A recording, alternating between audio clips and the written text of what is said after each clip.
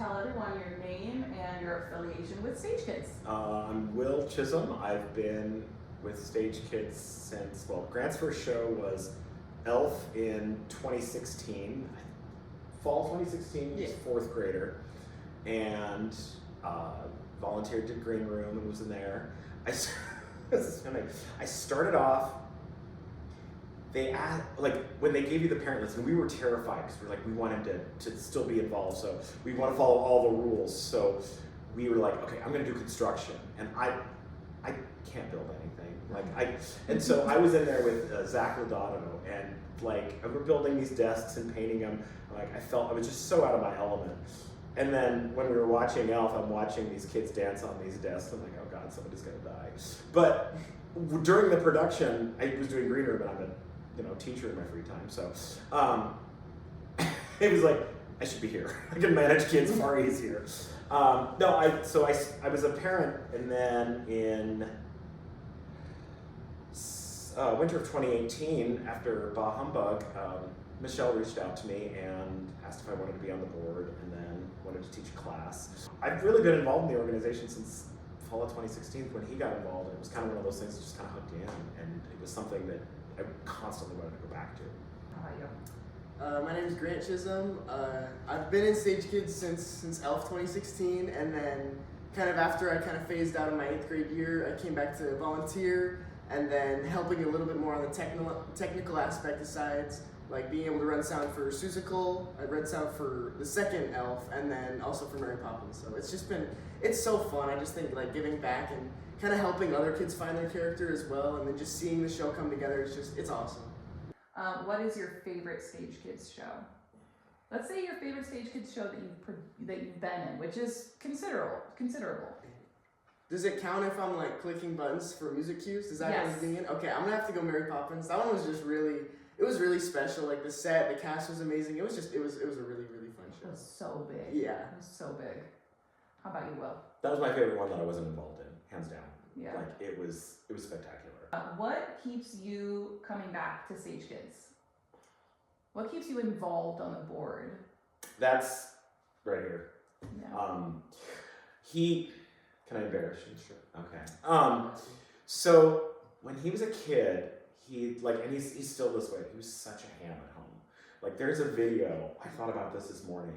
There's a video of Grant standing on a table singing Thrift Shop by Macklemore. Yeah. And he's like, and then you'd see him at school and he was frozen.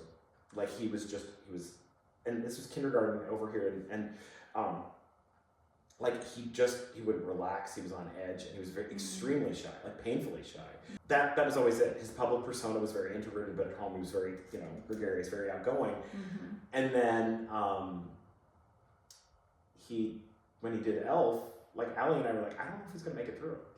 And we were saying like the first time he was playing Flyer Guy, he's like right here. And then they did the scene where they all come out with the frames and everything, and he was totally engaged, and he was totally like what we saw at home. Mm-hmm. And that was the transformation. And the fact that even kids that present as super introverted can feel safe enough to be who they really are. Mm-hmm. And that to me that's the core reason why, I believe in the product.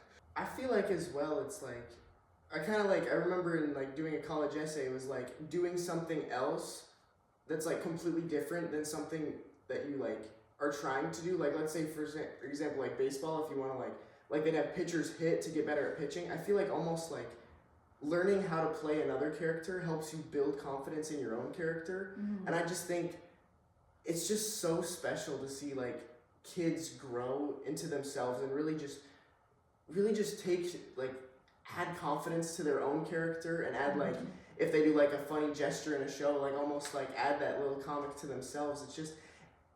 I just can't speak enough on how much I feel like I've grown in this organization, and it's just really special, and it allowed like opportunities for to connect with my dad, like preparing for an audition, practicing songs.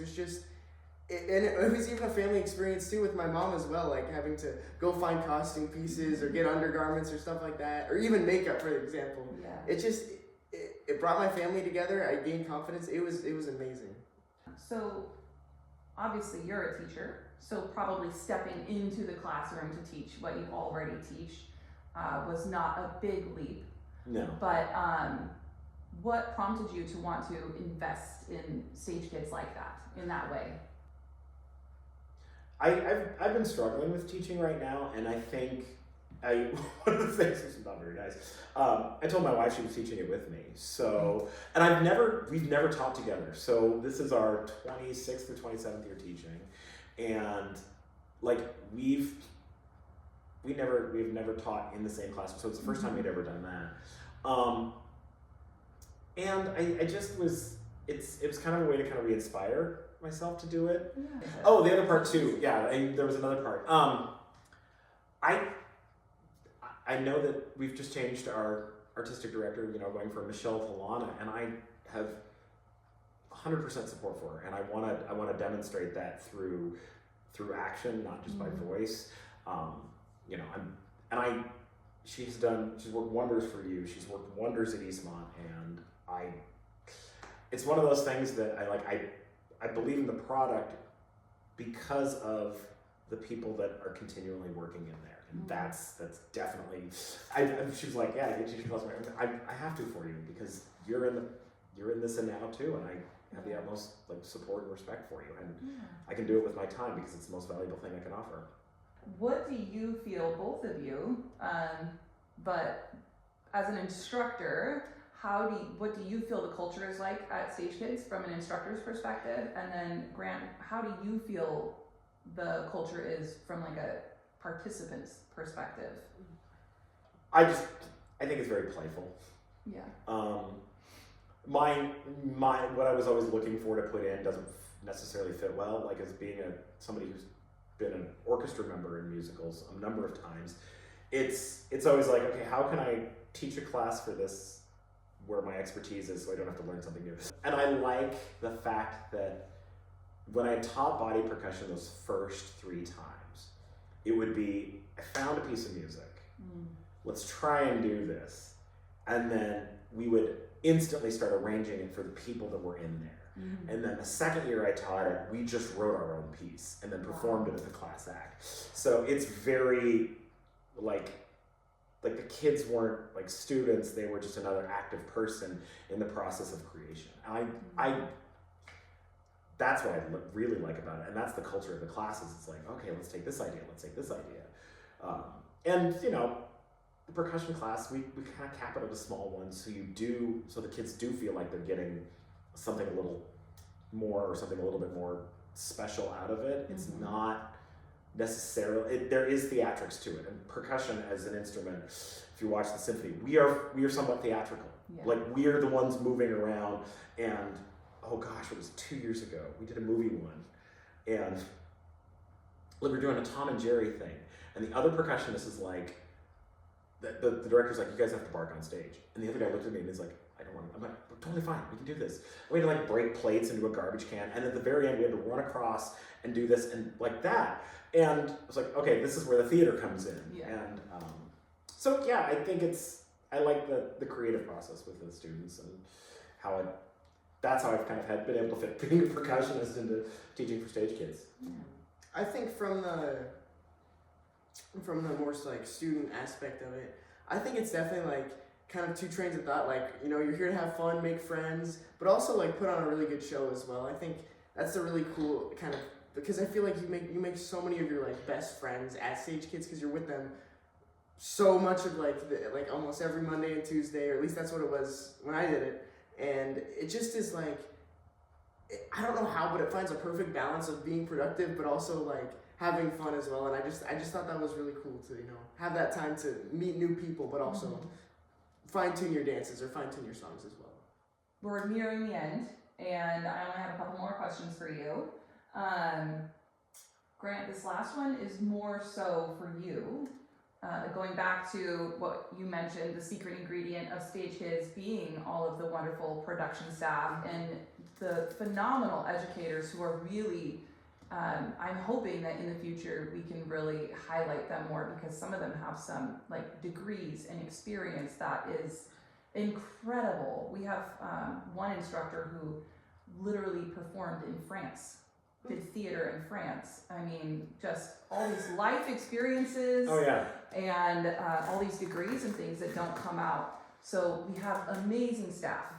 And not to put you on the spot or make you pick just one, but is there any particular staff member or maybe a few staff members who have really stood out and had a real impact on you?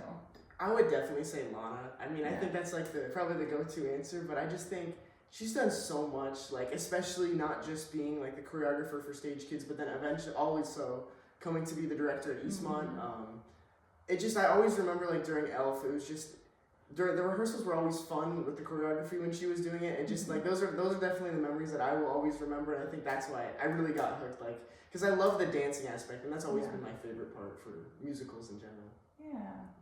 That's beautiful. I know we all love Lana. Again, I don't know how she does it. And She has a smile on her face. I was so happy, and I think the reason, and not to put words, but I mean the fact that she has been involved so much in the past 3 years with, well now it'll be her 4th year with Eastmont Dramas, and that has been, as a parent, I'm just very happy because she's part of a culture that I believe in, and I do believe in public education, but it's also really nice to have her there because I know all the kids in that program will benefit from working with her. And, hopefully in the future we can bring Michelle in to do a play or a musical as well. So that would be awesome. And I know she's also juggling another job, but I mean, And I definitely feel like, just from looking in, like being a sophomore at Eastmont, just feeling like I don't know anyone here, and I was like really even skeptical to do the first show in general, but then to know that Lana was the director, I was like, yeah, I'm gonna do this, because it's just someone, and it's just the impact that she's had on your life. You gotta do it. Yeah. To close us out, thank you both for coming and chatting with me about Stage Kids and about all the good things that you see in it and all the impact that it's had on you. We'll end on a light note. Okay. Is there a holiday dish that you are so excited for? What? That's that I had last night. The McRibs back at McDonald's. That's probably my go-to. I know that I was like, what did you say last night? I forgot now. We're it's like the 3 of us, and then my sister-in-law, and we've had so many like oddball traditions and things like that. There's a nut bread I make every once in a while, but it takes so long. Yeah. Came over from it's such a weird story, but it's called povatica, and it comes from like either Croatia or Slovenia, where my grandparents on my mother's side, that's where their family originates from. So we'll do that every once in a while, but really our traditional food is, what tradition are we going to try this year? So, I love that. yeah, we've had pub Thanksgiving. When we were overseas, we didn't celebrate U.S. Thanksgiving, so it would be on like the Sunday after. It's kind of, that's so cool. A little change every year. I think the tradition is really us hanging out and being silly and watching football together. Yeah. I think especially like making Christmas cookies, like that's probably my favorite part of like just having winter off in general, just making cookies with my aunt or my mom or even my dad, for example. Oh, thanks. Okay. I got you. I know, because I'm never around on that. Yeah. No, but I think it's just about being together. I think that's just the best part of it. Yeah. We do have a very competitive, it was for a while, a very competitive gingerbread house making thing. Oh. Yeah, but we do it with like graham crackers, and like that year, because I made a dumpster fire. That was 2020. That was 2020. I made a dumpster fire. I was very proud of that one. That's so cool. And that's a tradition I think we Yeah. can bring back. We love that one. Yeah. Christmas cookies and gingerbread houses. Oh yeah. Yes. Yeah. Awesome. Yeah, I don't know about foods. Kind of changes. I like the nut bread. Well, I was going to ask if you would be willing to share a recipe, but I feel like the McRib might be a hard recipe to find. The povatica one I can give you. It's my mother. My mother hand wrote it, and like I will hand it out. But I need to, because the one she wrote, I've changed it, and my siblings have changed it too. Mhm. But we always have like sticky notes all over it. So when you hand it to somebody else, you're like, this is how I think it works. And recently I've been doing it, and like, I'm messing a step in here because it's not what it's supposed to be. Yeah. So, yeah, I'll hand that out because it's one that like my grandma had to rebuild from my grandpa's memory from growing up. So Oh, it's wow. kind of a weird tradition, and I haven't got there. That's incredible, though. I love that. Yeah. Okay.